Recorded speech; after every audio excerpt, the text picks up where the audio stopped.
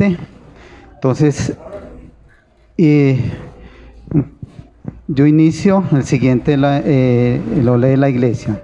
Entonces dice la palabra de Dios, y habló Dios todas estas palabras diciendo: Yo soy Jehová tu Dios, que te saqué de la tierra de Egipto, de tierra de servidumbre.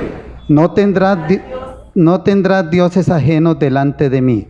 No te harás imagen ni ninguna semejanza de lo que esté arriba en el cielo, ni abajo en la tierra, ni en las aguas debajo de la tierra. No te inclinarás a ellas ni las honrarás, porque yo soy Jehová tu Dios, fuerte, celoso, que visito la maldad de los padres sobre los hijos hasta la tercera y cuarta generación de los que me aborrecen. Y hago misericordia a millares, a los que me aman y guardan mis mandamientos. No tomarás el nombre de Jehová tu Dios en vano, porque no dará por inocente Jehová al que tomare su nombre en vano. Acuérdate del día de reposo para santificarlo. 6 días trabajarás y harás toda tu obra. Mas el séptimo día es reposo para Jehová tu Dios. No hagas en él obra alguna, tú, ni tu hijo, ni tu hija, ni tu siervo, ni tu criada, ni tu bestia, ni tu extranjero que está dentro de tus puertas. Porque en 6 días hizo Jehová los cielos y la tierra, el mar y todas las cosas que en ellos hay, y reposó en el séptimo día. Por tanto, Jehová bendijo el día de reposo y lo santificó. Honra a tu padre y a tu madre para que tus días se alarguen en la tierra que Jehová tu Dios te da. No matarás. No cometerás adulterio. No hurtarás. No hablarás contra tu prójimo falso testimonio. No codiciarás la casa de tu prójimo, no codiciarás la mujer de tu prójimo, ni su siervo, ni su criada, ni su buey, ni su asno, ni cosa alguna de tu prójimo. Amada iglesia, la invito a esta reflexión.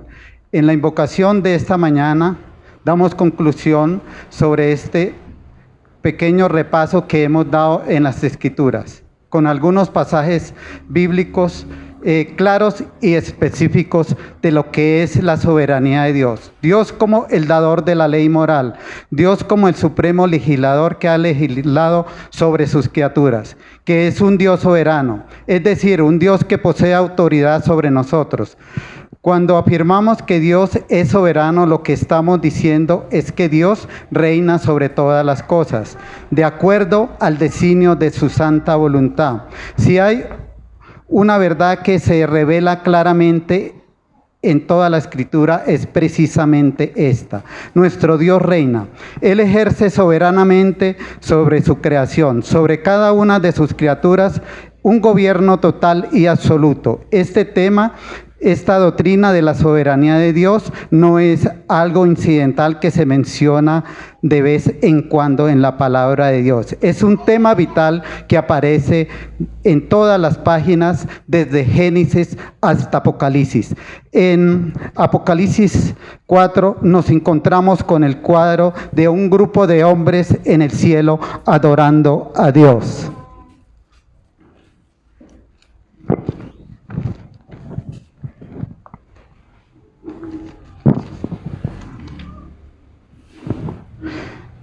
Dice: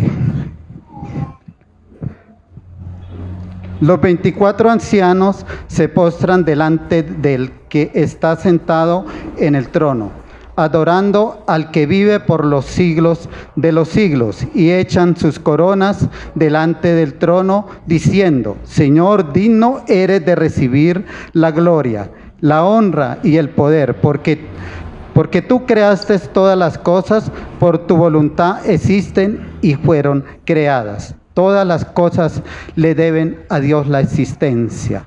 Y amada iglesia, oremos.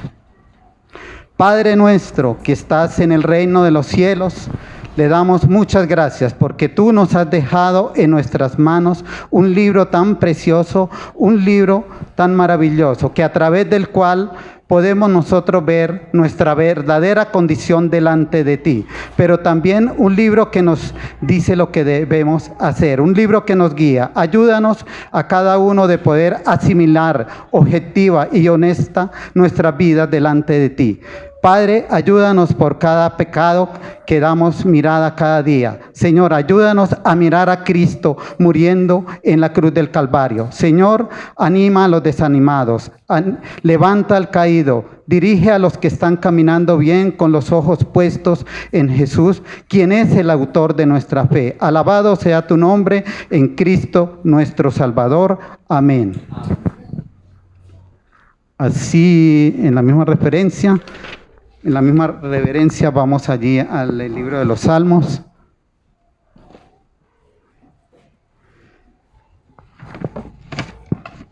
Y igualmente, un versículo leo yo, el siguiente la iglesia. Bendice, alma mía, a Jehová, y bendiga todo mi ser tu santo nombre. Bendice, alma mía, a Jehová, y no olvides ninguno de sus beneficios. Él es quien perdona todas tus iniquidades, el que sana todas tus dolencias. El que rescata del hoyo tu vida, el que te perdona de favores y misericordias.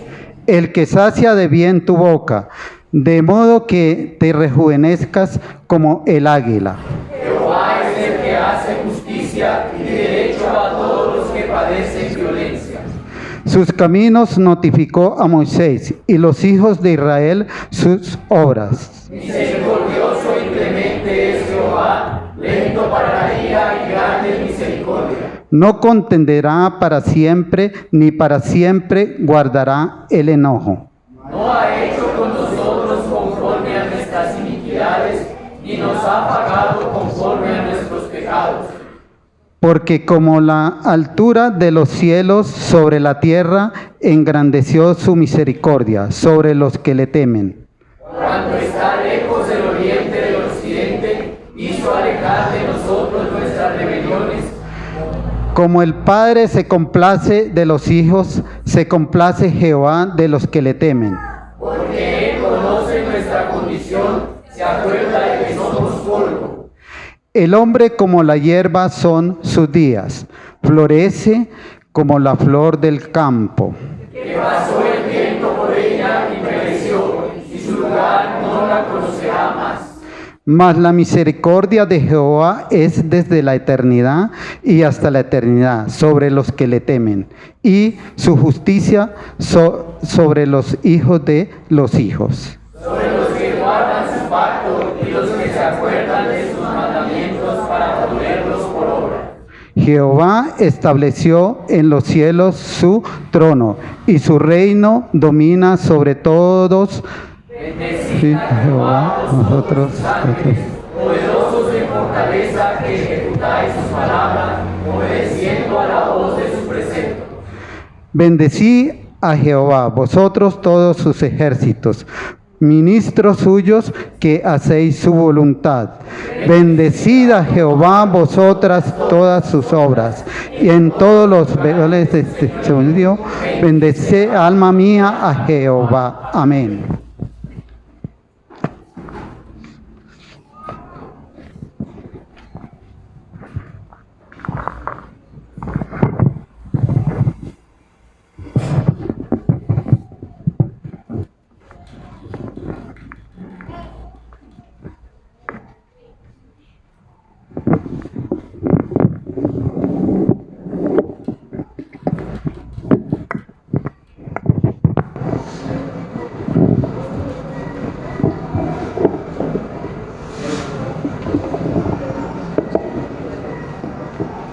Así, hermanos, ante esta invocación que hemos recibido de parte del Señor, vamos a responder con un canto, el himno número 90, Te exaltaré, mi Dios, mi Rey.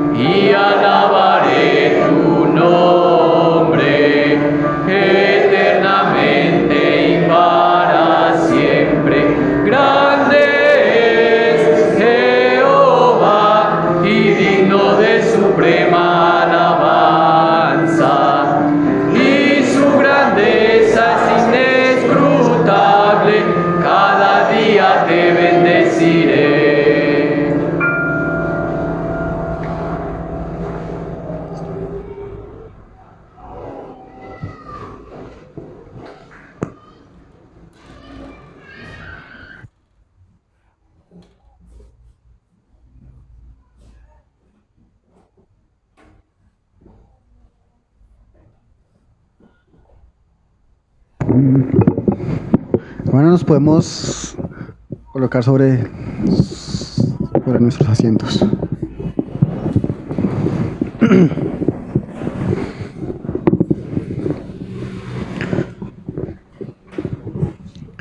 ¿Ahí me escuchan bien, hermanos? Eso.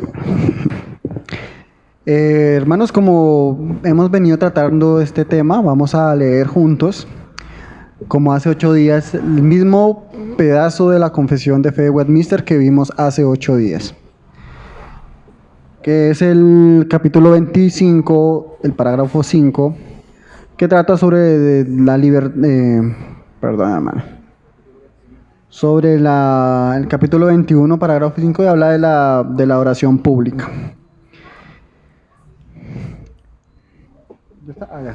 Leemos juntos, hermanos. Dice: la lectura de las Escrituras con temor reverencial, la sólida predicación y el escuchar conscientemente la palabra en obediencia a Dios con entendimiento, fe y reverencia, el cantar salmos con gracia en el corazón y también la debida administración y la recepción digna de los sacramentos instituidos por Dios, por Cristo.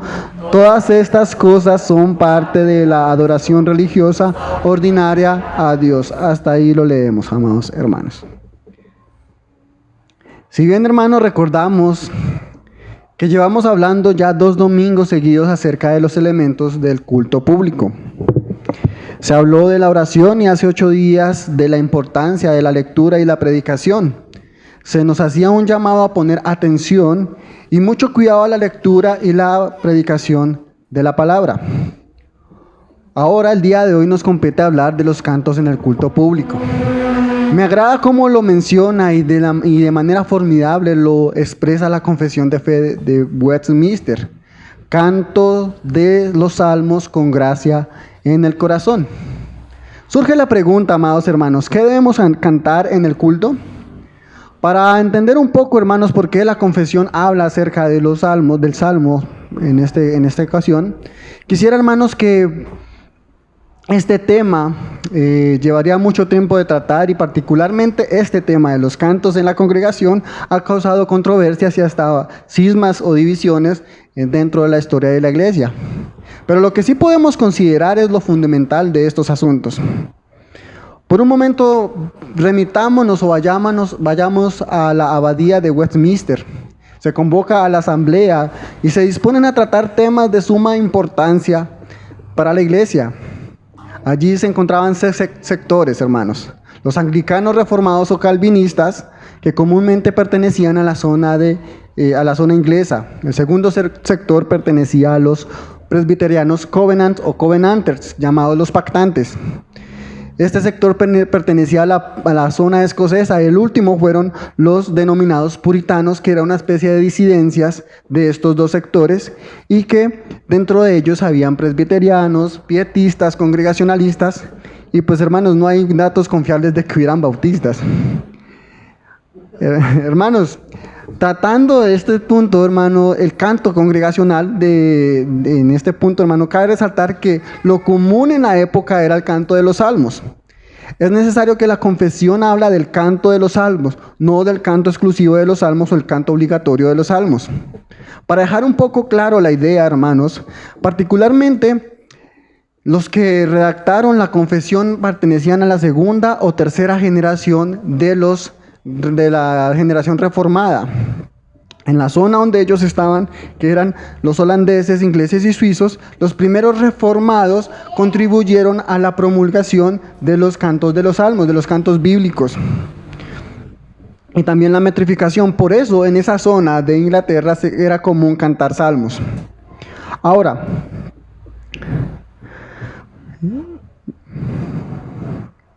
por eso, hermanos, era común que se cantaran salmos. Por ejemplo, hermano, no era lo exclusivo, lo general dentro de todas las iglesias. Por ejemplo, hermano, los anglicanos mayormente cantaban himnos, como sucedían con los luteranos, que cantaban himnos compuestos. O por otro lado, los pactantes, que les había hablado, que eran de Escocia, cantaban solo salmos. Y los puritanos cantaban salmos, y algunas pequeñas minorías cantaban himnos.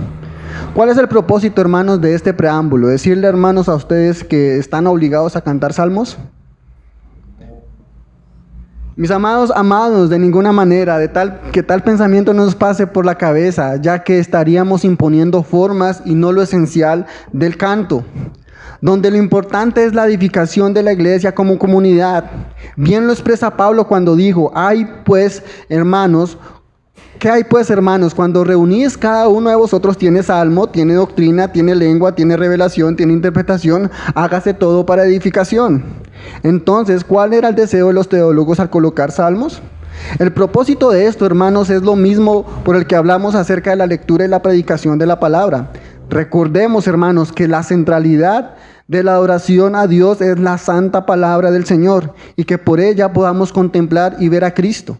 ¿Qué significa el orar la palabra, leer la palabra, escuchar la palabra y cantar la palabra contemplando y viendo a Cristo? Significa hacerlo con entendimiento. Nuevamente Pablo nos dice, oraré con el Espíritu, pero oraré también con el entendimiento. Cantaré con el Espíritu, pero también cantaré con el entendimiento. Con esto en mente, la edificación y el entendimiento, deseo motivarles a que podamos ver a Cristo en cada uno de los puntos de la adoración pública.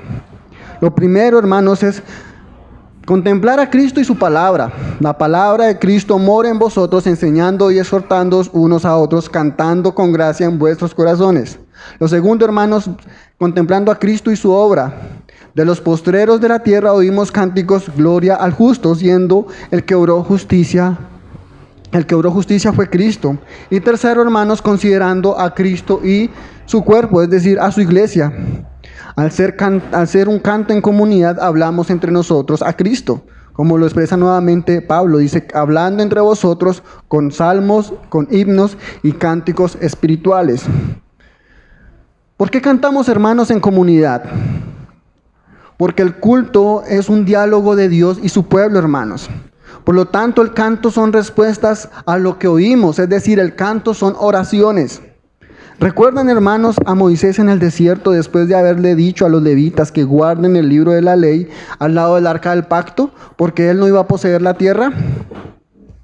Es decir, Dios estuvo hablando al pueblo de Israel durante todos estos años a través de Moisés y finaliza su jornada Moisés con un cántico.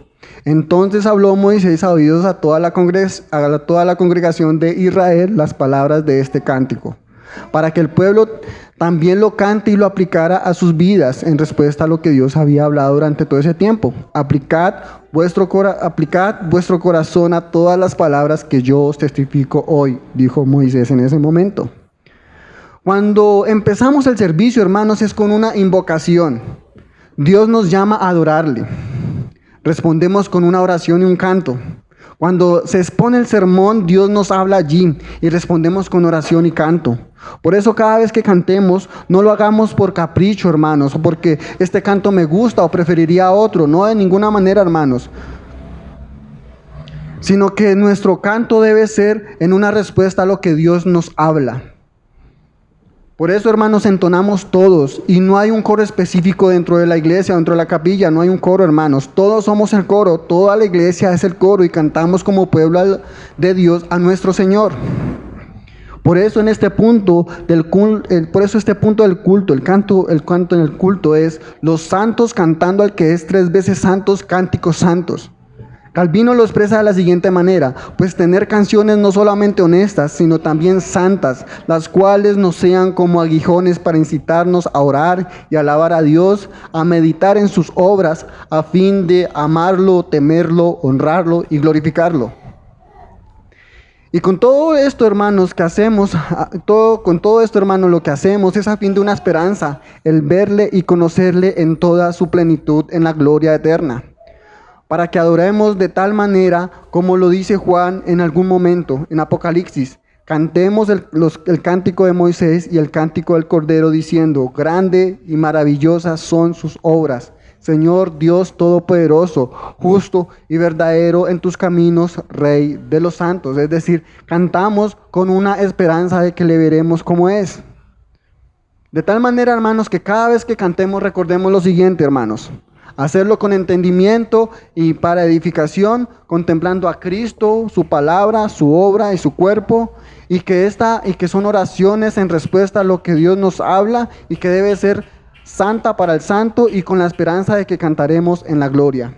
De tal manera, hermanos, que les voy a hacer unas preguntas, y si ustedes comprendieron lo que hablamos acerca de los cantos en la iglesia, diga, sí lo confieso, hermanos. Si no entendieron o tienen alguna inquietud, nos pueden preguntar a nosotros, sus servidores.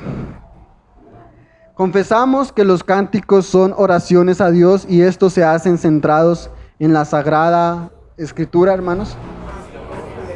Confesamos que estos cantos deben hacerse con entendimiento, edificación y esperanza en nuestro Señor Jesucristo. Así que, hermanos, oremos juntos. Señor, en esta mañana te agradecemos, Padre, por tu inmensa bondad y tu grande poder, Señor, porque en cada culto, en cada domingo, al tener comunión los unos con nosotros y tener comunión para contigo, Señor, nos edificamos y entendemos cada vez que somos tu pueblo y tú estás formando en nosotros un pueblo santo. Por eso, Señor, te pedimos que nos concedas que todo lo que hacemos, Señor, en el culto, que es un diálogo entre tu pueblo y ti, Señor, lo podamos hacer con entendimiento y para edificación. Concédenos, Señor, la iluminación del Espíritu para que todo lo que hagamos sea para tu gloria y para tu honra. Te damos gracias. Amén y amén.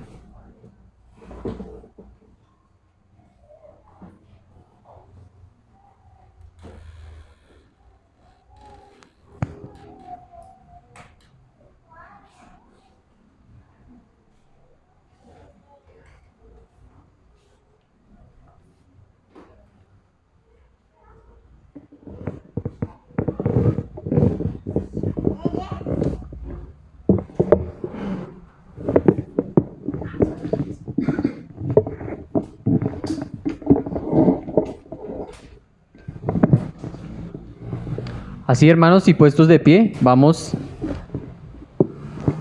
a entonar el salmo que estábamos ensayando ahorita esta mañana. El Salmo capítulo 1. Con esfuerzo, vamos a cantarlo.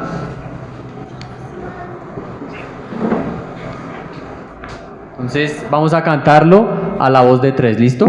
Y dice 1, 2, 3. Es bienaventurado el varón que nunca fue de malos en unión, ni en camino entró de pecadores, ni se sentó con escarnecedores, sino que su delicia en Dios está, y día y noche en su ley pensará. Será cual árbol que plantado está junto a corrientes de aguas y que da siempre su fruto a su sazón de vida, y cuya hoja nunca es abatida, y todo cuanto emprenda el tal varón recibirá de Dios la bendición. Mas los malvados se parecerán al tamo que arrebata el huracán.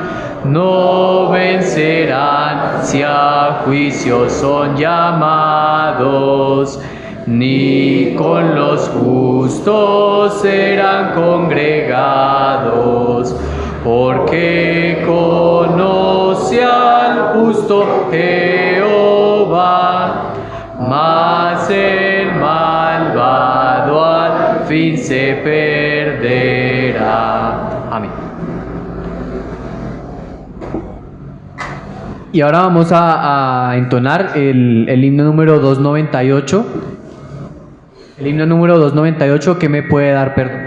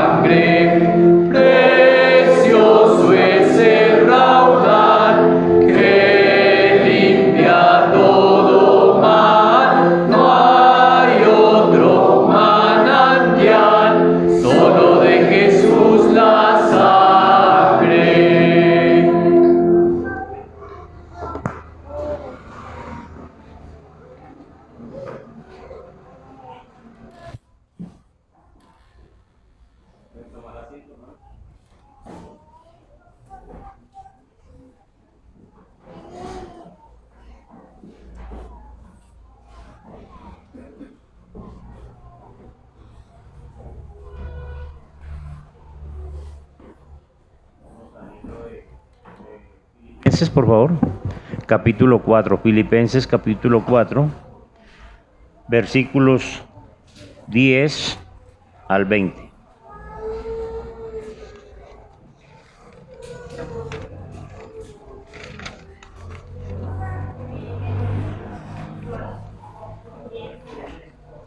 Filipenses capítulo 4, 10 al 20. ¿Están todos ahí? Vamos a leer la palabra y me siguen en la lectura, por favor. En gran manera me gocé en el Señor de que ya al fin habéis revivido vuestro cuidado de mí, de lo cual también estabais solícitos, pero os faltaba la oportunidad. No lo digo porque tenga escasez, pues he aprendido a contentarme cualquiera sea mi situación. Sé vivir humildemente y sé tener abundancia. En todo y por todo estoy enseñado, así para estar saciado como para tener hambre, así para tener abundancia como para padecer necesidad. Todo lo puedo en Cristo que me fortalece. Sin embargo, bien hicisteis en participar conmigo en mi tribulación. Y sabéis también vosotros, oh Filipenses, que al principio de la predicación del Evangelio, cuando partí a Macedonia, ninguna iglesia participó conmigo en razón de dar y recibir, sino vosotros solos. Pues aún en Tesalónica me enviasteis una y otra vez para mis necesidades. No es que busque dádivas, sino que busco fruto que abunde en vuestra cuenta. Pero todo lo he recibido y tengo abundancia. Estoy lleno habiendo recibido de Epafrodito lo que enviasteis, olor fragante, sacrificio acepto, agradable a Dios. Mi Dios, pues, suplirá todo lo que os falta conforme a sus riquezas en gloria en Cristo Jesús. Amén. Amados hermanos, el apóstol Pablo, cuando le escribe a los filipenses respecto a este pasaje que hemos leído, él no tenía la intención de moverlos a dar más, sino a exhortarlos a una bondad que tendrá una recompensa gloriosa en el más allá.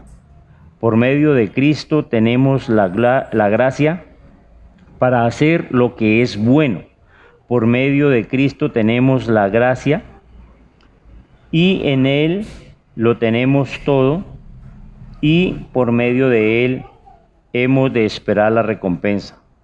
Como tenemos todas las cosas por Él, hagamos todas las cosas por Él y para su gloria. El Señor dice en su palabra que Él bendice al dador alegre y que el obrero es digno de su salario. Hoy es un día muy especial y estamos aquí porque así lo ha determinado nuestro Señor. Después de haber estado esta semana meditando en su palabra, nos hemos reunido para adorarle con todo nuestro ser y con la economía, como lo dice, pues todo es tuyo y de lo recibido de tu mano te damos, pues lo hemos apartado voluntariamente para presentarlo durante este espacio de la adoración como olor fragante. Aleluya. Inclinemos nuestro rostro y demos gracias a Dios. Padre eterno, te damos la gloria, la honra, la alabanza y la adoración. Y estamos agradecidos por este privilegio de ser participantes de tu provisión que es tu Hijo amado, por quien nos has redimido para alabanza de tu gloria. Señor, de lo tomado de tu mano, te lo presentamos en estos diezmos y ofrendas que hemos apartado para ti y el cuidado de tu siervo que has puesto en este lugar, y nos sujetamos a tu palabra que dice que el que predica el Evangelio viva del Evangelio. Gracias, eterno Padre, por concedernos la gracia para hacer lo que es bueno, y en tu amado Hijo tenemos esa gloriosa recompensa. Alabado seas hoy y siempre, porque tu santo nombre es glorioso, en el cual oramos hoy en esta mañana en el nombre de tu Hijo, Cristo Jesús. Amén y amén. Pueden pedir su sobre, lo diligencia con la fecha, su número de cédula, su nombre y la cantidad del aporte que va a dar del diezmo, y si tiene un compromiso aparte para lo del alquiler, puede colocarlo allí también y especificar la cantidad que está dando para el alquiler. Dios le bendiga.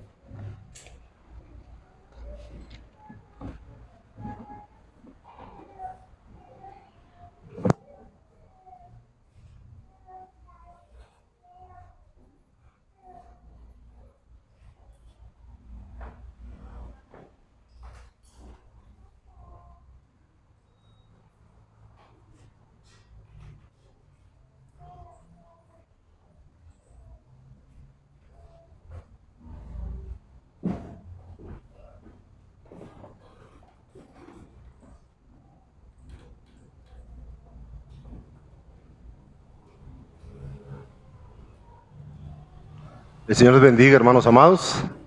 Estamos muy agradecidos con el Señor por este hermoso día y por el tiempo que llevamos congregados exaltándole y adorándole. Hermanos queridos, les voy a pedir por favor que abran sus Biblias en la carta a los Hebreos. Estamos recordando cómo el capítulo 8 nos ha iluminado grandemente cómo todos los temas de los capítulos anteriores se han unido. Se han unido en este capítulo para resplandecer, reflejar, revelar a Cristo en plenitud. Tenemos hoy nuestro tema, un corte doloroso para estimularnos al amor. En nuestra lectura vamos a leer Hebreos capítulo 10 del 22 al 25. Vamos a leer. Les voy a pedir por favor que se pongan de pie. Vamos a hacer la lectura.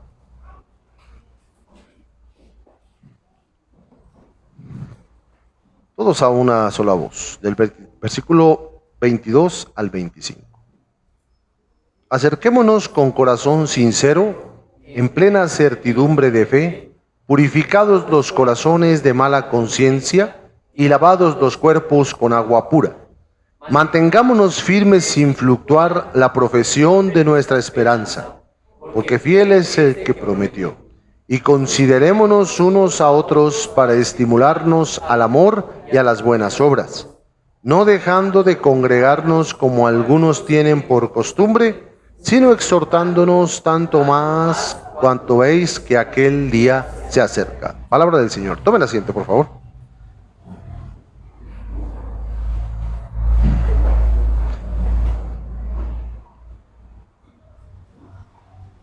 Hermanos amados, nuestro Señor nos ha llevado en todos estos capítulos que hemos leído, por este libro, a descubrir la gracia de Cristo. Nos ha llevado de contemplar el plan de Dios en la creación desde la eternidad.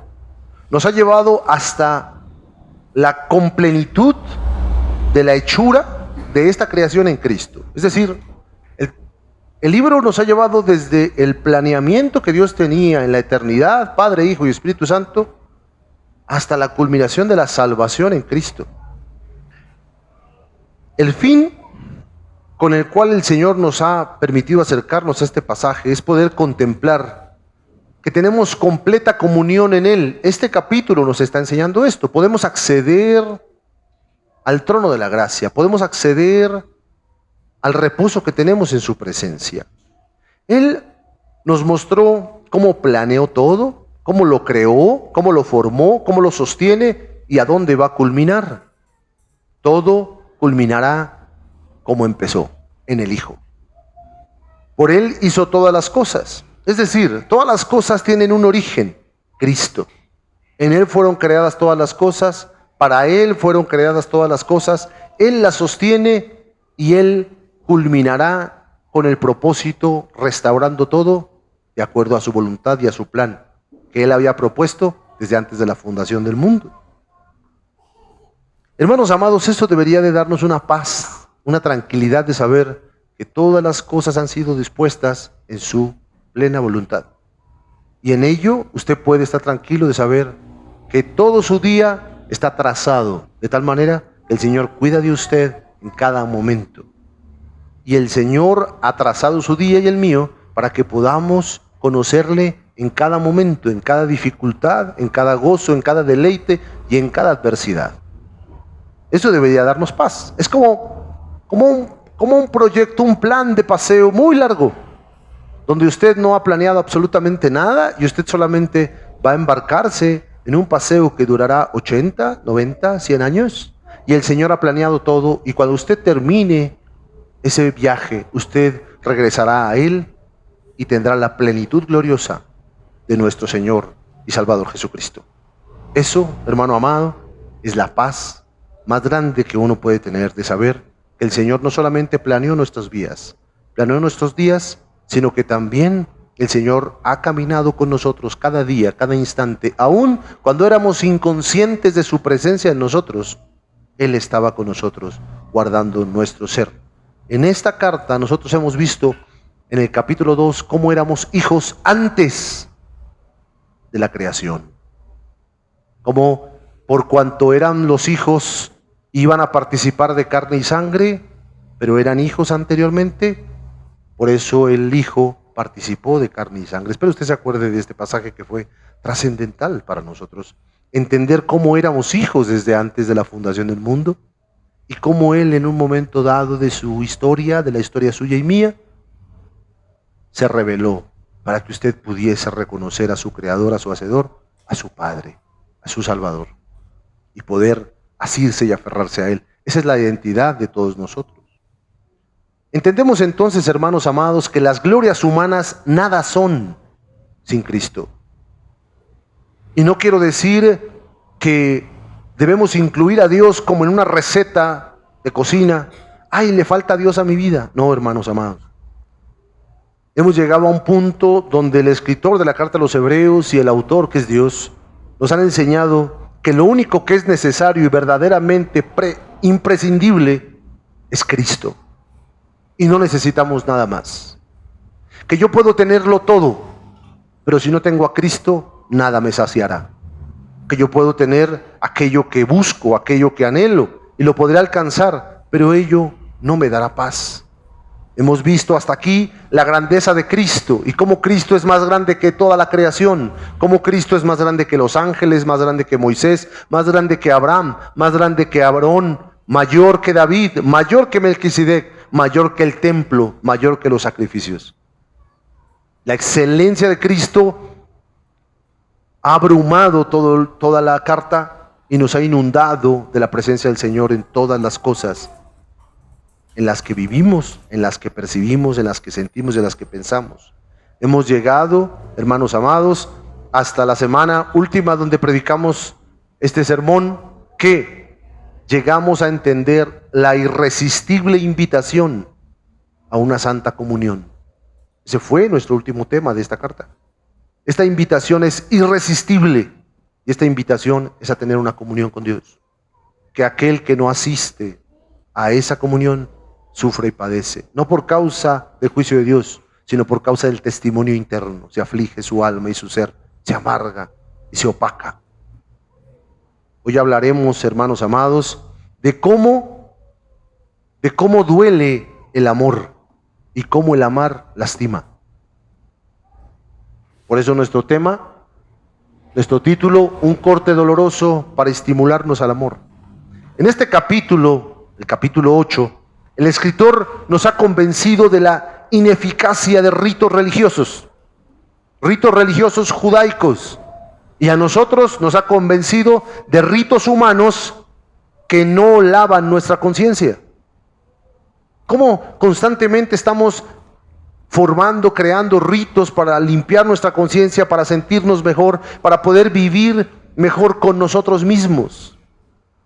Si somos honestos, es cada vez más difícil vivir con nosotros mismos porque nuestras conciencias nos acosan todo el tiempo. El escritor no pasa por alto esto y ha trazado 8 capítulos para llegar aquí y decir: presentaos con una conciencia limpia.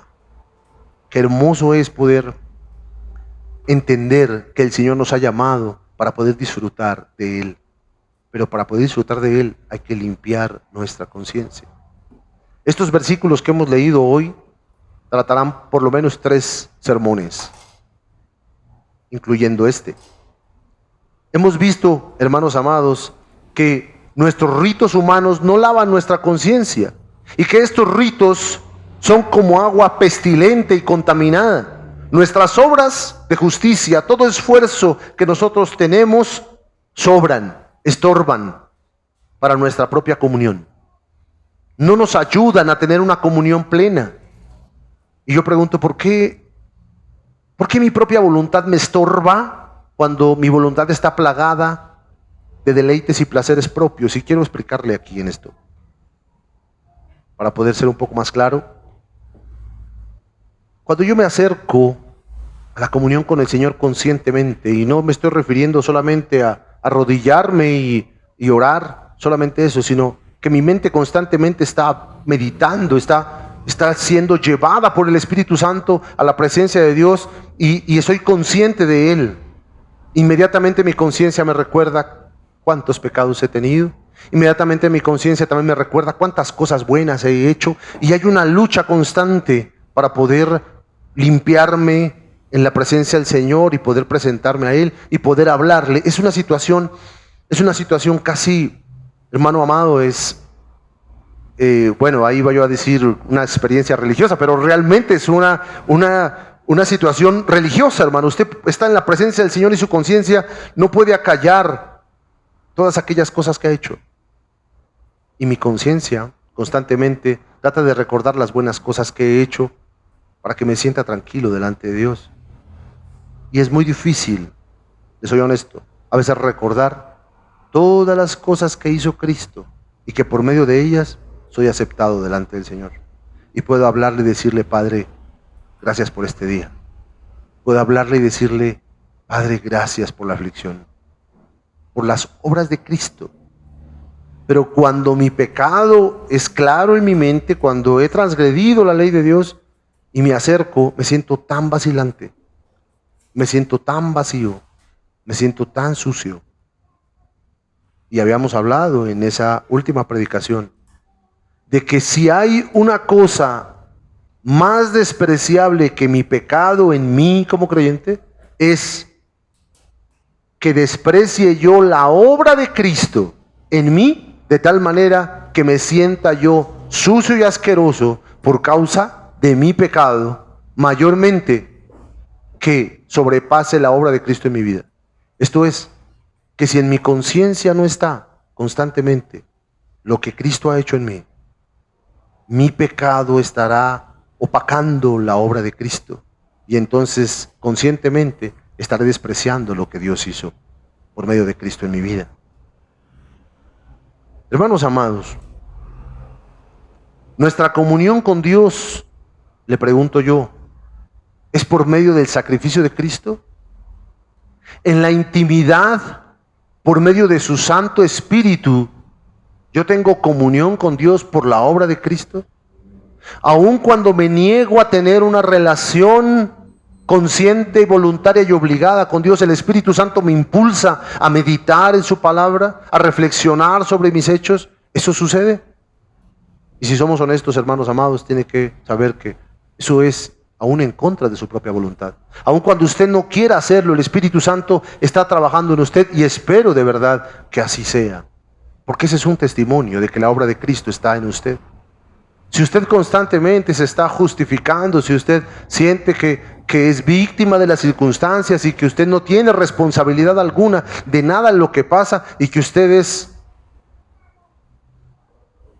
mártir, estamos teniendo una mala comprensión de la vida cristiana.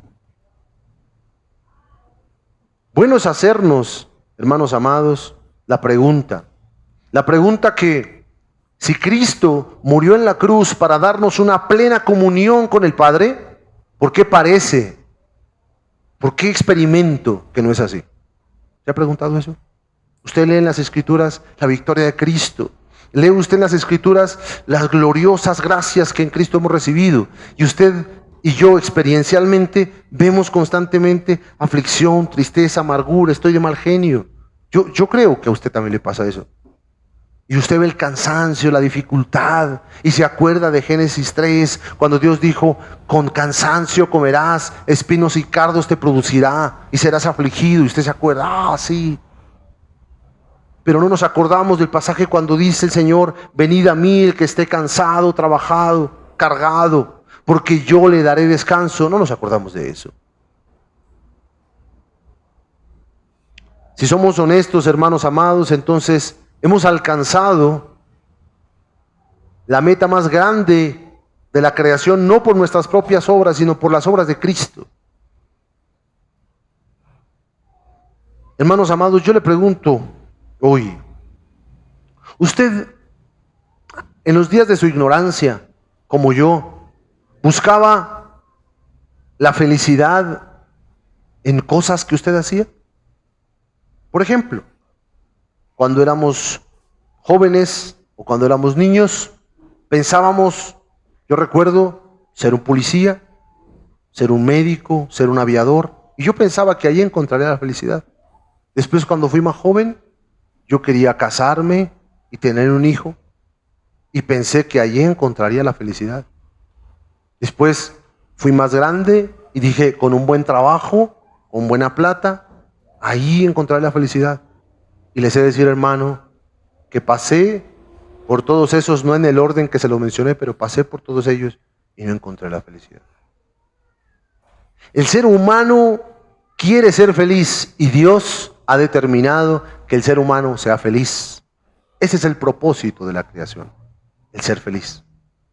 Pero Dios ha creado un medio y un vehículo cómo serlo. Y ese medio es Cristo.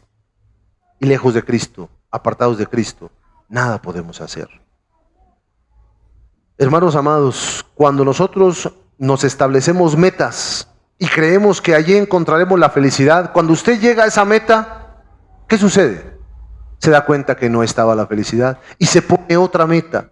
Los alcances, las metas, los logros solamente le dan una paz efímera, no le dan el verdadero reposo y el descanso. Hermanos amados, entendiendo esto, deseo que podamos entender nuestros pasajes leídos. Porque el escritor nos ha dicho que podemos acercarnos con un corazón sincero. ¿Qué es un corazón sincero, hermanos amados? ¿Y qué es acercarnos? ¿Acercarnos a dónde? A la presencia del Señor.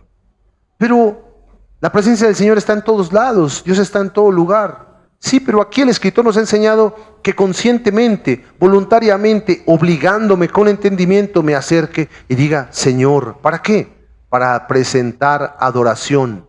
Pero ¿cómo se hace eso? Señor, ¿cómo se hace? Con corazón sincero. ¿Qué es un corazón sincero? Una mente, un sentimiento, pensamientos honestos, verdaderos, transparentes, sin autojustificaciones. Vea qué difícil es esto. Cuando hacemos nuestra oración, empezamos justificándonos en nosotros mismos, en nuestros pensamientos. Cuando pedimos al Señor por intervención divina en casos que estamos sufriendo, nosotros somos los que padecemos injustificadamente, cuando participamos nosotros de los mismos pecados. ¿Cómo necesitamos, hermanos amados, de ser honestos en nuestra oración? Cuando nos acercamos al Señor, decir, Señor, indigno soy, pero soy digno por causa de la obra de Cristo. Pecados, Señor, se multiplican en mi mente y en mi corazón.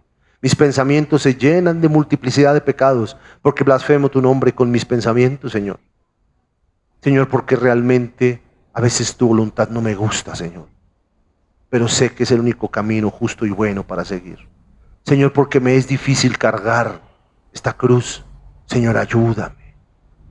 Pero partimos de quejas sin hablar de nuestra condición honesta, de nuestro corazón. Juzgamos el entorno sin juzgar nuestro interior. Oh, cuán cansados se han vuelto nuestros ojos para mirar el interior, pero rápidos para mirar el exterior. Se llama hipocresía. Se llama autojustificación. Estamos en medio de una sociedad cariñosita, tiernita, donde todo es que pecadito, donde todo es pobrecito, donde todo es, ay no, ya no hay entendimiento de la responsabilidad que Dios nos ha dado. Señor, quiero acercarme con un corazón sincero, quiero despojarme de la mentira que me ha cubierto, Señor, y quiero hablarte sinceramente. Me es difícil este camino, Señor, y quiero decirte, como tus apóstoles, Señor, ¿a dónde iré? Porque la pregunta del Señor sigue retumbando en usted y en mí. ¿También te quieres ir tú, Adrián? Sí, Señor, también. Pero no sé a dónde. Señor, no sé a dónde. ¿Estás cansado, Adrián? Sí, Señor. Agotado. Pero tengo que seguir. ¿Usted está agotado? Diga sí, Señor, si le pregunta el Señor. Adrián, estás agradecido inmensamente, Señor. Y no sé cómo seguir adelante. Pero el texto no se acaba ahí. Porque no solamente de sinceridad se llenará mi adoración en su presencia, sino que también dice el pasaje que tengo que tener una plena certidumbre de fe. ¿Y qué es esa plena certidumbre de fe? Adrián, que estés seguro, descansado, confiado en que esta comunión que tienes, en que esta comunión que usted tiene, hermano amado, con el Padre, no es soportada por usted ni depende de usted. Esta comunión que usted tiene es a pesar de usted y a pesar de mí, porque el amor de Dios no tiene comparación, no tiene autosostenimiento, sino que se sostiene de Él. El amor de Dios no depende de usted, el amor de Dios no depende de sus obras. Él le ama porque así lo ha querido, porque así lo ha determinado, y ese amor le resguarda. Y cuando usted se acerca, usted puede saber que Él no le desprecia, que Él le recibe. Y, hermano, no hay una cosa más placentera que saber que Él le ama. Pero no por lo que es, que aún es más grande ese placer. No por lo que usted es, le ama. La semana antepasada hablamos de eso. Si usted ni siquiera se ama, ¿qué es lo único que tiene?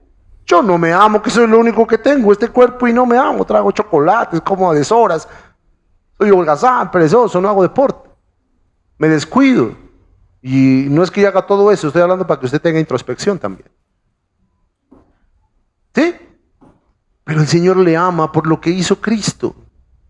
Por eso necesito ver con mayor claridad qué es lo que Él ha hecho para que corra a sus brazos honestamente, sinceramente. Y eso es todo lo que tengo, Señor. No, Adrián. No solamente plena certidumbre de fe, que es seguridad y descanso en la confianza de la comunión que tenemos con el Padre, sino que también limpiada, purificada tu corazón de mala conciencia. ¿Cómo limpio mi corazón de mala conciencia? ¿Qué es un corazón limpio de mala conciencia? La mala conciencia es la propia percepción de justicia. Todos somos conscientes.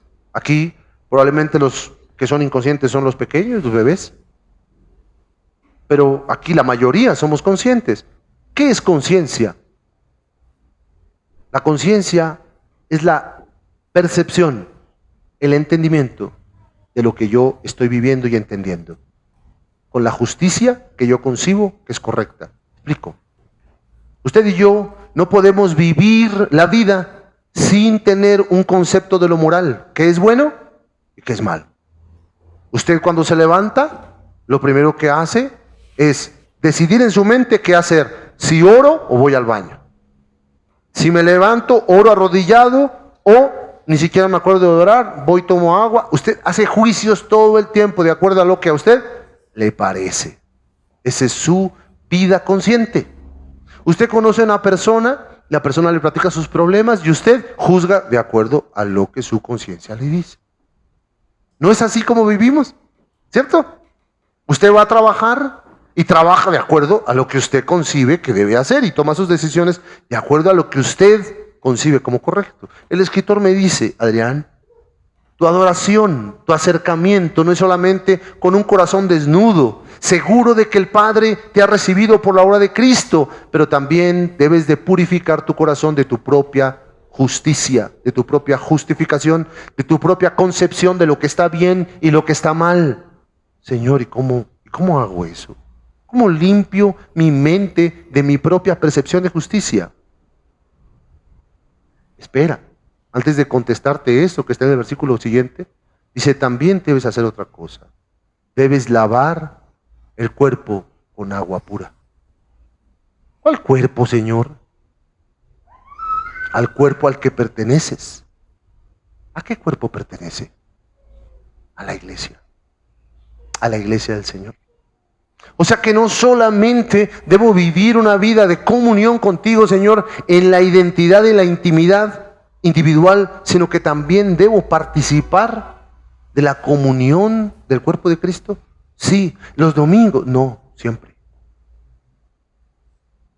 Conscientemente, ¿se acuerda que hablé? Su adoración es consciente todo el día y toda la noche. Un día un hermano me testificaba sobre su sueño. Dice, soñé. ¿Qué soñaba, hermano? Que adoraba en la comunión de toda la congregación de los santos. Y cantábamos, y danzábamos, y bailábamos, y adorábamos al Señor. Toda la noche, decía él. Después una psicóloga amiga me decía que el sueño dura como 5 minutos, pero para él había sido toda la noche.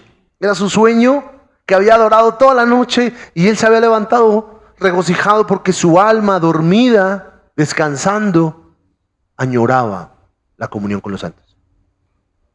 ¿Cómo oro? ¿Cómo oro? Padre mío, Padre nuestro, ¿no oramos? ¿Cierto? Cuando oro por las necesidades de mis hermanos.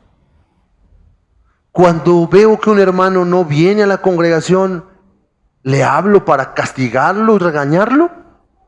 ¿O me preocupo por lo que necesita?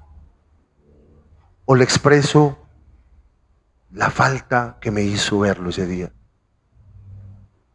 ¿Me preocupo por la apariencia o me preocupo por la necesidad del hermano? El escritor entonces, en el versículo 22, nos ha nombrado 2 cosas que es importante hacer al presentarnos en la presencia del Señor. ¿Cómo? De forma individual, limpiando mi corazón, con un corazón honesto, limpiarlo con la justicia de Cristo y no con mi propia justicia. Pero también debo de entender que pertenezco a un cuerpo y debo de considerar al cuerpo, debo de conocer al cuerpo. Por eso el versículo número 23 nos va a hablar de la primera parte, un corazón sincero y plena certidumbre de fe, purificado el corazón de mala conciencia.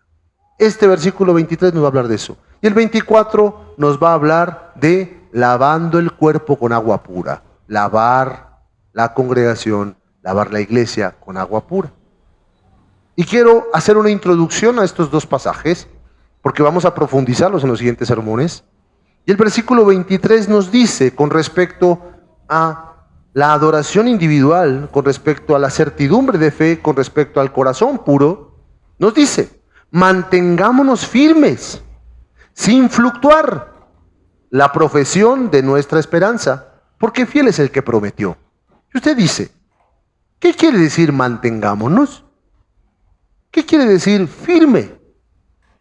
Bueno, quiere decir sujetémonos con violencia, sin desfallecer. Qué fácil suena. Hasta parece regaño, ¿no? Agárrese fuerte porque se cae. Sacúdelo porque se duerme. Sacúdalo, hermano. El cuello porque se duerme. Está haciendo calor, ¿cierto? Anímese. Si quieres, hermana, abrir un poquito de la ventana para que entre un poco el aire. Parece que el cambio nos ha afectado un poco y la vista se cansa. Yo lo entiendo porque a mí me está pasando. Mantengámonos firme sin fluctuar. ¿Qué es? Sujetándonos con violencia sin desfallecer. La pregunta obligada es, Señor, ¿y cómo hago eso? ¿Cómo me agarro violentamente? Porque yo me agarro violentamente en el bus porque manejan terrible y si no me caigo. Yo sé hacer eso. Sé sujetarme con violencia, pero sujetarme con violencia, Señor, a la esperanza, ¿cómo se hace, Señor? Y luego sin desfallecer, ¿cómo se hace? Y él dice, reconociendo y aceptando desde tu corazón tu responsabilidad. Esto es lo que hace referencia a la palabra profesión de nuestra esperanza. La profesión es la palabra confesión, se traduce en latín. La palabra latina, de la cual emana la palabra confesión, quiere decir aceptando, resignando, respondiendo honestamente cuál es mi responsabilidad, mi carga, mi compromiso adquirido involuntariamente. ¿Sabe cuál es su compromiso como hijo? ¿Cuál es su compromiso como hijo? ¿Ser hijo? ¿No? Está implícito en el nombre, ¿sí? Ahora, ¿usted le preguntaron si quería ser hijo de su madre? Los hijos siempre dicen cuando se pelean con las mamás, lo decimos, ¿no? Yo también dije en algún momento, yo no te pedí nacer. Bien descarados que somos. Bueno, algunos no lo dijeron, yo sí lo dije. Yo sé que usted no. En algún momento, pues yo no te dije que me tuvieras. Así de irresponsables y de terribles somos. Así le contestaríamos al Señor. Señor, yo no te dije que me hicieras nacer de nuevo. ¿Alguno de nosotros podría decir eso? Pues no con la boca, pero lo hacemos con nuestra conducta. Lo hacemos con nuestra omisión. Omitimos constantemente pensar en adorar al Señor de acuerdo a su voluntad y queremos adorarlo como nos place. Ay, Señor, es que tú sabes cómo soy, tú así me amas. Señor, es difícil, yo lo voy a hacer. ¿Alguna vez lo ha hecho? Hermanos amados, el escritor nos dice, sujetarse con violencia, sin desfallecer, es reconociendo todo el tiempo donde vives, donde vayas, aceptando desde tu corazón la responsabilidad que te genera la esperanza que hay en ti. Y le pregunto yo, ¿cuál es su esperanza? ¿Qué esperanza tiene en su vida? Y le voy a decir, en el mundo la gente tiene un dicho y es, lo que tengo que hacer es morirme. ¿Sí o no? Esa es la esperanza de todo el mundo.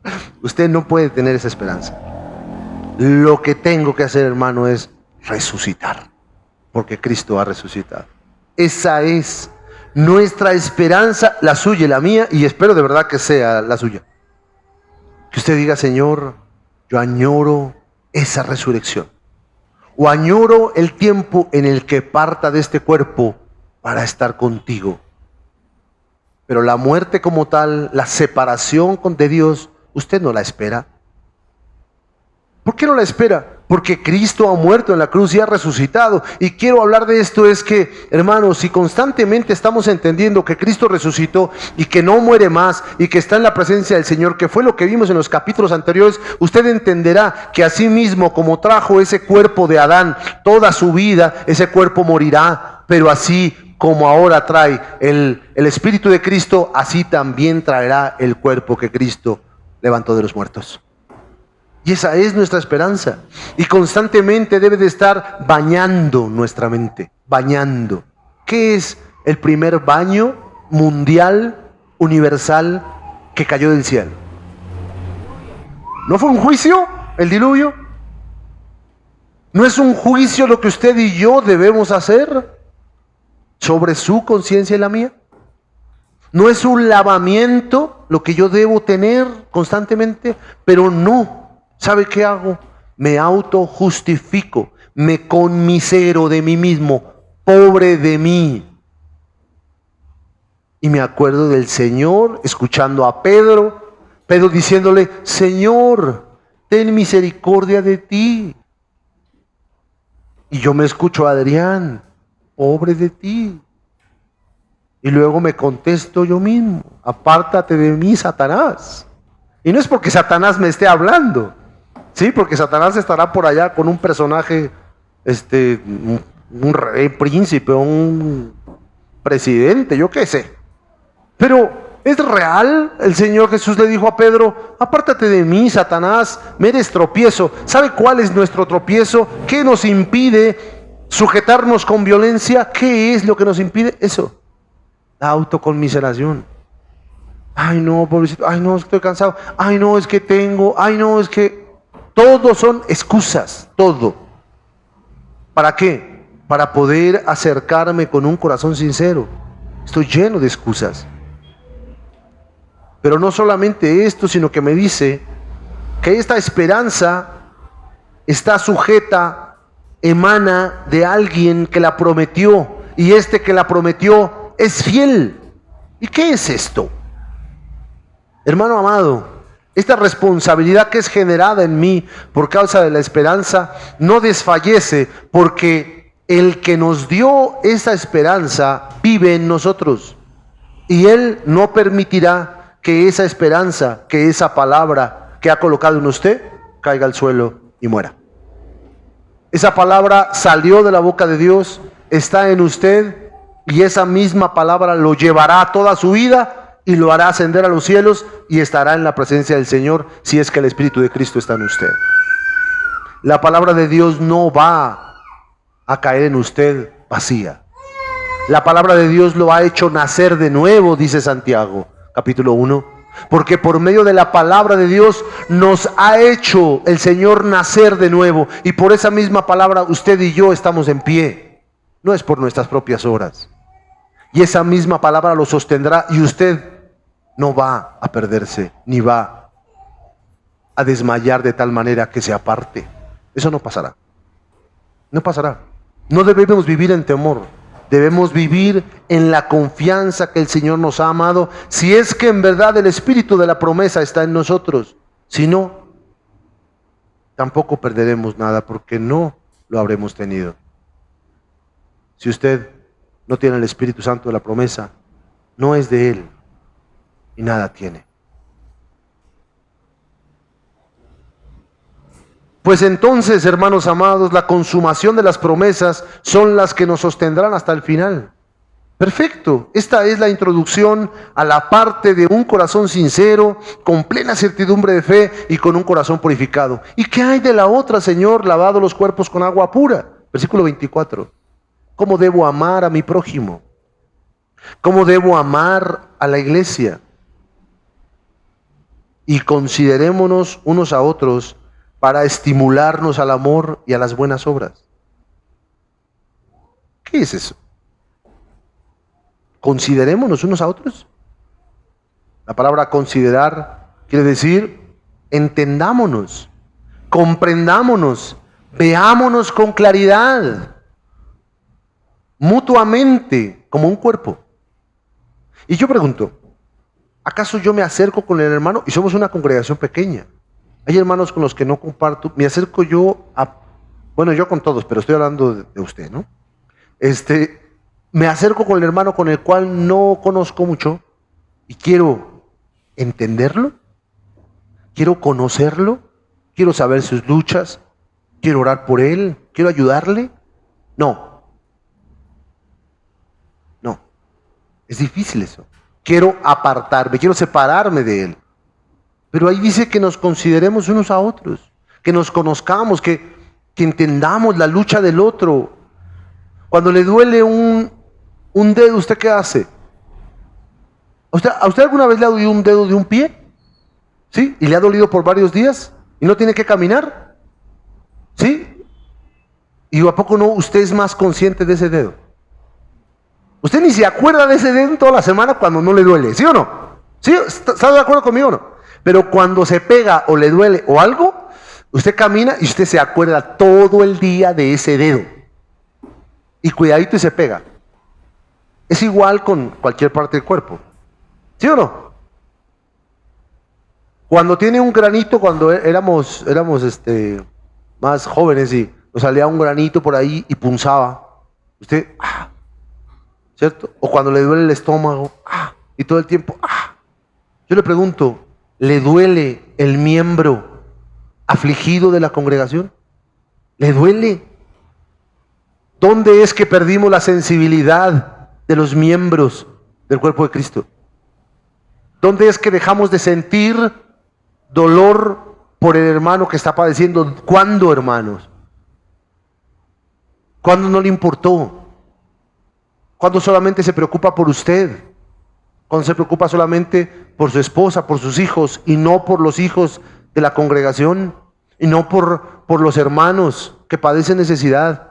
Y no estoy hablando económica, hermano. Mire, no estoy hablando económica. Porque yo estoy seguro que es más fácil sacar un billete de la cartera que una llamada telefónica y media hora de escuchar el dolor de un hermano, de una hermana que está en angustia. Es más fácil sacar un billete de 50 o de 20 y dárselo al hermano que sacar el teléfono y hablarle y escucharlo, entenderlo, conocerlo. Eso es más difícil. ¿O miento?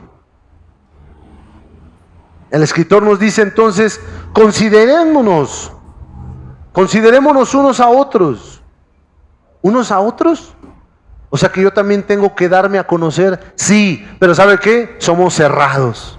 No quiero que nadie me conozca. No. Yo quiero escuchar tus problemas, pero mis problemas, no. A mí no me gusta el chisme. Cuéntame los suyos, pero yo los míos no. Así no funciona. También eso es orgullo. No quiere decir con esto que usted va a estarle contando sus problemas matrimoniales a todo el mundo. No estoy hablando de eso, ¿sí? Estoy hablando de sus luchas internas. De su deseo de permanecer más en el Señor. Hermanos, oren por mí, para que el Señor me permita cada día más aferrarme a Él. Porque soy débil. Y se los digo en serio. Soy frágil, flaqueo. Le doy gracias a Dios por mi esposa y por mi hijo, que son de gran bendición para mí y me sostienen. Pero necesitamos de la congregación, como usted también necesita de nuestras oraciones, de una llamada telefónica, de un abrazo, de un te quiero, hermano, de un cómo estás. No hacemos eso. Decimos, quiero darme a conocer, quiero que me conozcan. Abrace, hermano. No se cierre al amor.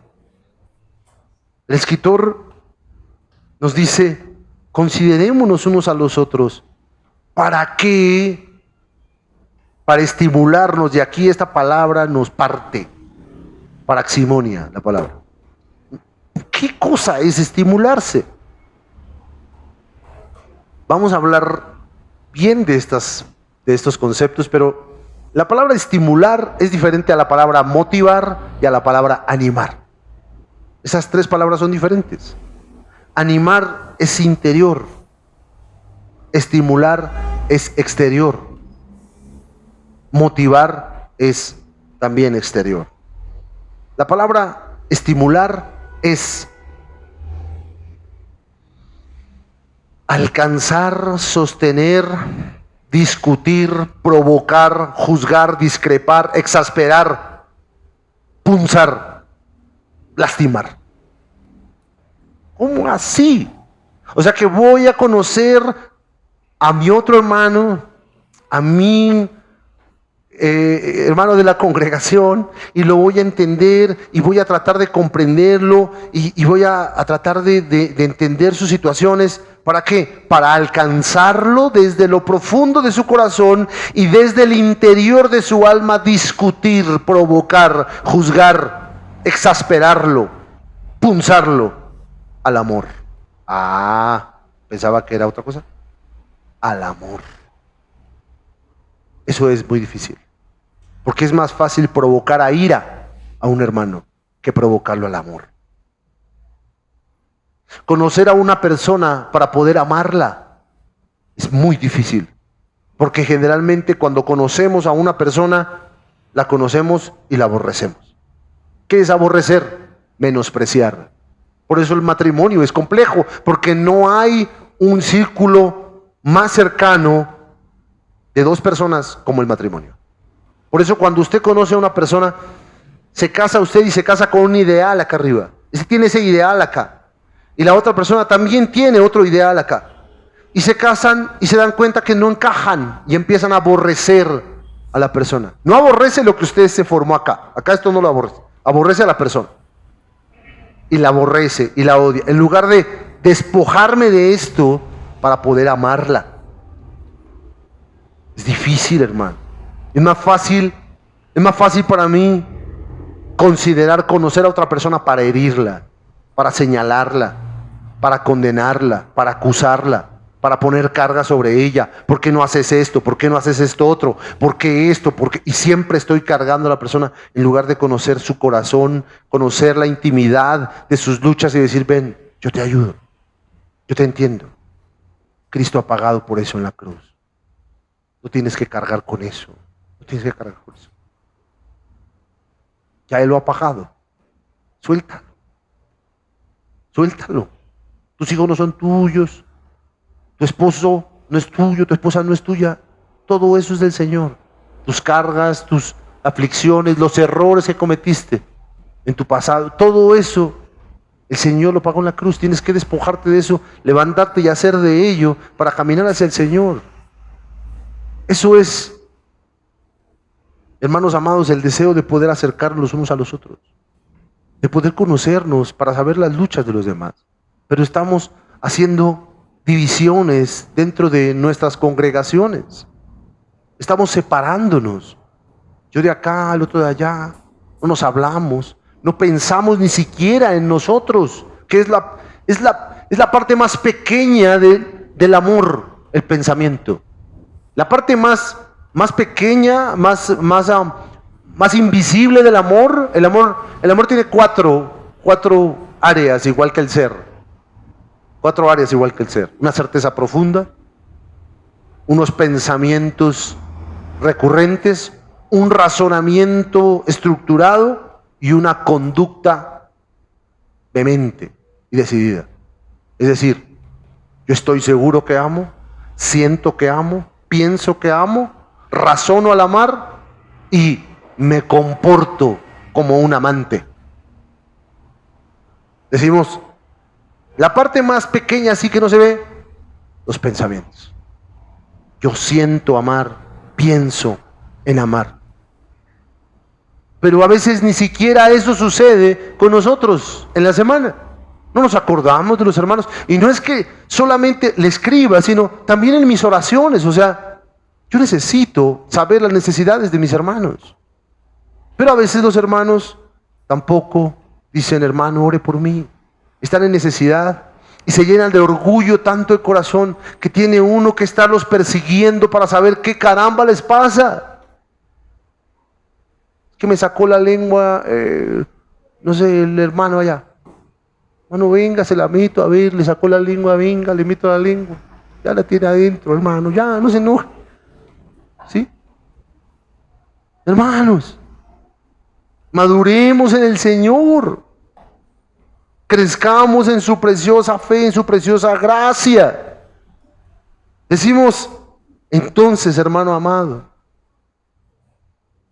que debemos entendernos, comprendernos, vernos con claridad los unos a los otros y desnudarnos en el Señor, en nuestras conciencias, en nuestras necesidades. No tiene que ser específico en las cosas que luchan, no tiene que hacerlo. Miren, todos padecemos de lo mismo. Usted no necesita dar muchas palabras para explicar su dolor.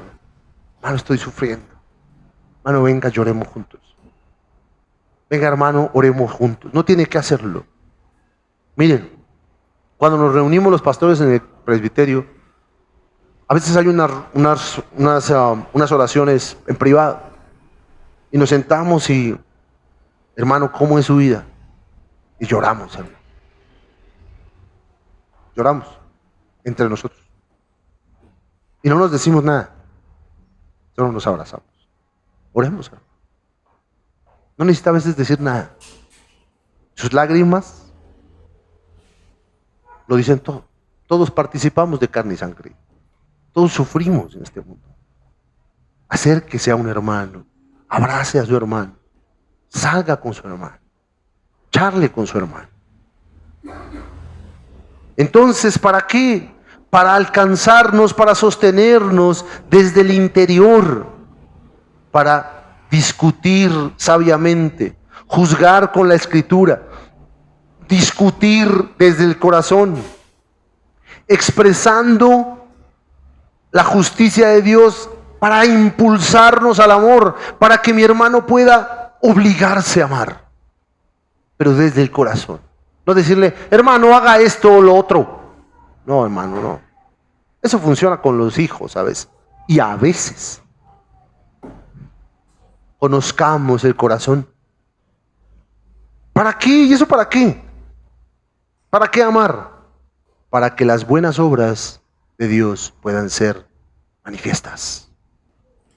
Entonces, hermanos amados, impulsémonos a amar y a manifestar ese amor visiblemente en buenas obras que se vean y adornen la ofrenda consciente, sintiente, obrante de la iglesia para Cristo. Adornemos nuestra ofrenda de pensamiento, de sentimiento, de obra y de certeza en nuestro corazón. toda nuestra vida constantemente esté adorando al Señor. Sea esa, pues, hermano amado, nuestra forma de vivir en adoración. Construyamos nuestro pensamiento cristiano hoy. ¿Cómo es que puedo tener comunión con el Padre hoy? ¿Cómo es posible eso? Solamente es posible por la obra de Cristo, que cumplió la ley y pagó mi deuda, que era impagable. Felicidades, hermano. Su deuda ha sido pagada y la mía también. Y la comunión con el Padre por siempre y para siempre. Ok. ¿Y cómo puedo permanecer en esa comunión plena con Dios? ¿Cómo puedo hacerlo? Reconociendo mi responsabilidad en todo momento, responsabilidad que es generada por la fe que recibí de Dios y la cual no puedo acallar. Esa responsabilidad está ahí, reconózcala y usted verá cómo crece y madura en la fe. Ok, ¿y cómo se manifiesta esto? ¿Cómo se manifestará?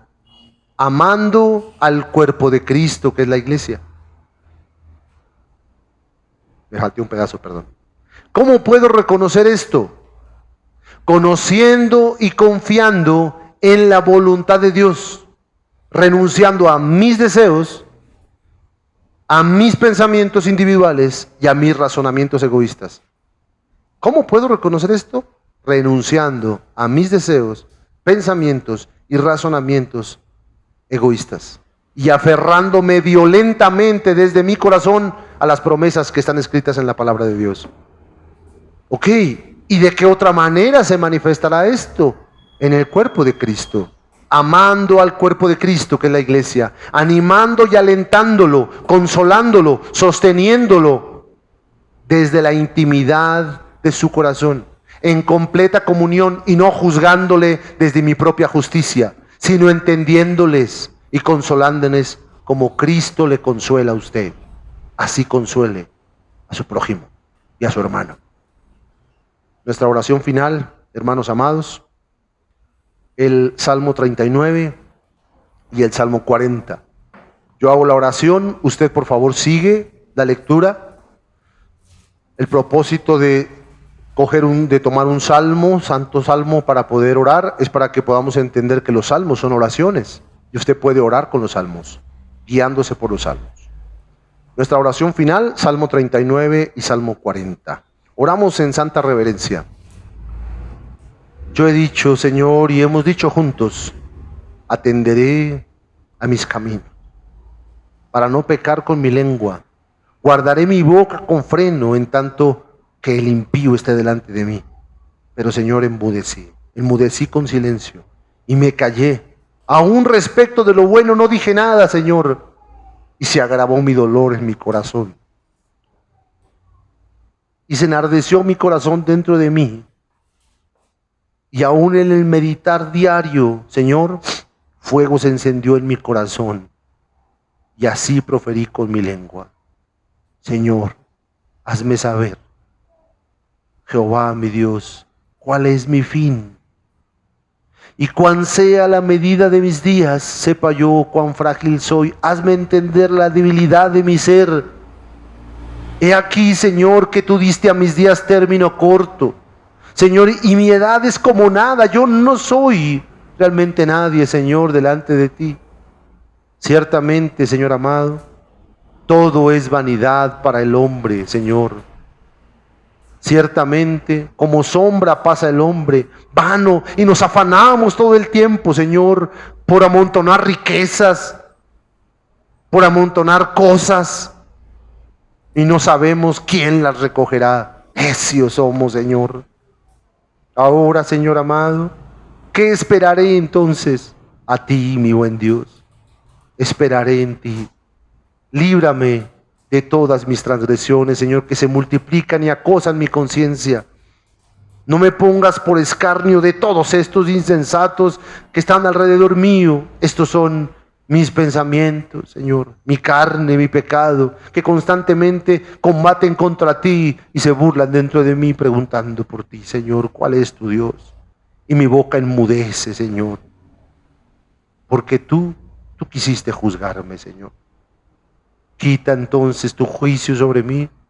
Quita, Señor amado Rey, esta plaga que tú has permitido, Señor, porque estoy siendo consumido bajo el golpe de tu mano.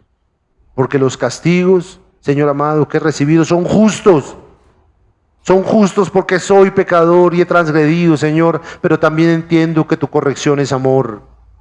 Y aunque tú deshaces, Señor amado, como polilla, lo más estimado en mi corazón, Señor, y lo has despojado, y aún aquellas vanidades de las cuales yo me aferraba, tú las has vuelto nada delante de mis ojos, Señor. Hoy te ruego que oigas mi oración, oh Jehová, escucha mi clamor y no calles ante mis lágrimas, Señor, porque soy un forastero miserable, Señor, y soy un advenedizo, como también mis padres lo han sido. Déjame, Señor, y tomaré fuerzas antes que vaya y perezca. Pero, Señor, pacientemente esperaré en ti. Y tú, Señor, te has inclinado a escuchar nuestra voz por causa de Cristo. Y has oído este clamor de tu iglesia que te clama hoy, de nuestras familias, Señor. Y nos has sacado del pozo de la desesperación y del lodo cenagoso, Señor.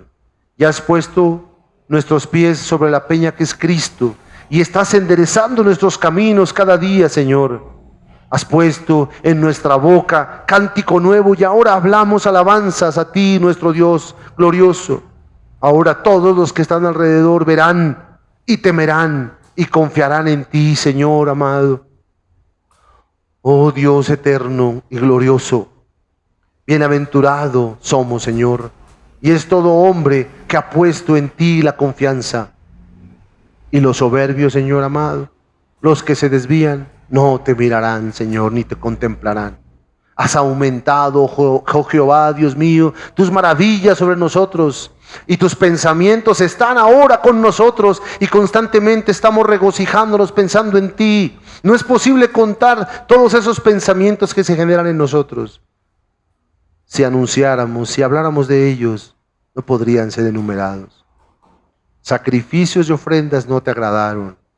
Abriste nuestros oídos como a siervos, Señor. Holocausto y expiación no demandaste. Entonces enviaste a Cristo. Enviaste a tu Hijo como estaba escrito en el rollo del libro. Como estaba escrito en la Escritura, así lo enviaste. Y lo enviaste a hacer tu voluntad, porque nosotros no podíamos cumplirla, Dios mío. Y a ti te agradó Cristo. Y ahora has puesto tu ley en medio de nuestro corazón para que la meditemos todos los días, Señor. Y hoy anunciamos tu justicia porque Cristo ha venido a anunciarla en medio de nosotros, Señor amado. Y ahora nuestros labios no sean refrenados, eterno Dios, y hablemos, Señor amado, de tus justicias. No encubramos tu justicia y hablemos, Señor, tu palabra desde nuestro corazón, publicando tu fidelidad y tu salvación. No ocultes, Señor amado Rey, yo tu misericordia ni tu verdad. En la asamblea, en la congregación, yo te exalte y te alabe, Señor Jehová. No retengas de mí tus misericordias, Señor amado, y tu verdad me guarden siempre. ¿Por qué? Porque alrededor, Señor, estoy rodeado de carne de pecado, Señor. Y a veces parece que mis maldades me alcanzan. Y no puedo ni siquiera levantar mi vista para clamar, Señor, a ti. Y se aumentan, Señor amado Rey, más que mis cabellos, esos pensamientos malditos en mi cabeza, Señor. Y mi corazón me falla y no me acuerdo de tus preceptos. Quieras tú, oh Jehová, hoy librarme. Apresúrate a socorrerme, Señor. Y sea avergonzados y confundidos todos esos pensamientos que buscan mi vida para avergonzarme, Señor. Y se vuelvan atrás y se avergüencen, Señor amado Rey, y esta carne sea sujetada, Señor amado, y yo pueda, por la obra de Cristo, adorarte plenamente. Eterno Dios, que esas afrentas, eterno Padre, disminuyan para tu gloria, Señor. Quiero gozarme, y quiero que nos gocemos y nos alegremos en ti, todos los que te buscamos, y que digamos siempre, los que aman tu salvación, exaltamos a Jehová y a nuestro Cristo. Aunque estemos afligidos y necesitados, Jehová piensa en nosotros y nos ama y nos ayuda. Él es nuestro libertador, Él es nuestro sanador. Jehová, eres tú, bendito Cristo. Dios mío, no te tardes, esperamos tu venida. Aleluya.